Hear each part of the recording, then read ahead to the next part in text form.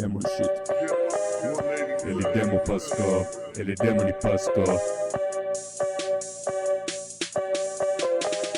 Pikku pyöveli saavutti diipemmän leveliin. Ollut vuosikausi tässä loputtomassa tunnelis. Enkä muista milloin viimeksi nähnyt valoa, mutta tästä levelistä ei oo paluuta. Maan pinnalle en takaisin halua, tästä ei pysty enää syvemmälle vajota. Maapallo syvimmässä kohdassa. Maanalainen kuningas pikku pyöveli maailman loppua odottaa. Joka koittaa kuntaa nauhaa julkaistaa. Kaikki lopettaa tekemiset, koska niskat niin jumissa. Eikä kuka niitä auki saa, lippatukat ei pysy tahdissa. Joo.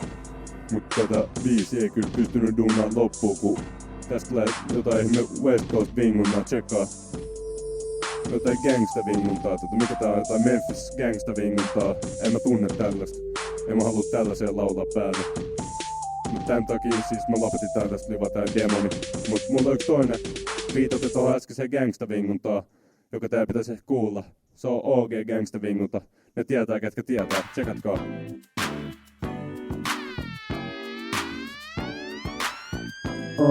Yeah. Go. Siis joo. Eihän kaikki tuottajat pysty duunaa tällaista, vaan yksi tuottaja koko maailmassa. Se tuottaja tietää kuka se on. Sillä on kädenjälki tässä biitissä, joo. Much love. Pikku pyöveli.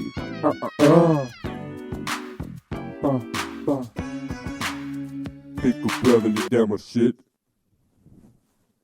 Mut joo, hassuttelut sikseen nyt tulee vielä yksi demonibiisi.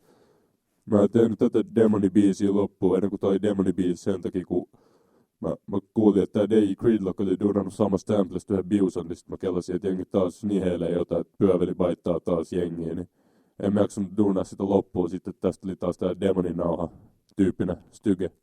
Mut mä pistä se tulee.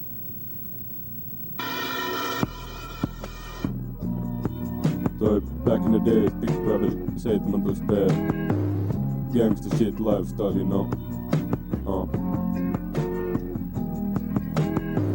Jengi hiikentyy ja väittää, et paitaan evilistöitä ja gridmanneaa, mutta toden nimis nekin pikku pyöveli fanita, tai jos ei fanita, niin ainakin salakuuntelee ja haluu mu UG-kasetti ja UG-CD main. No totta kai se onnistuu, koska maan alla ei enempää kuin 10 ihmistä asuu. Mut heti maan pinnalla, business ei yhtä helppoa, kun puolet maapallosta tätä julkaisua haluaa. Sen takia minimissä painokset, kannet on oma kädet aitokset. Mä aitouspisteitä laskee ja Memphis kassuja fiilistele. Kasetteja enemmän kokosta laskee, koska matematiikka on liian vaikeet ja kemian kokeesta nelonen. Siksi aina yli annostele.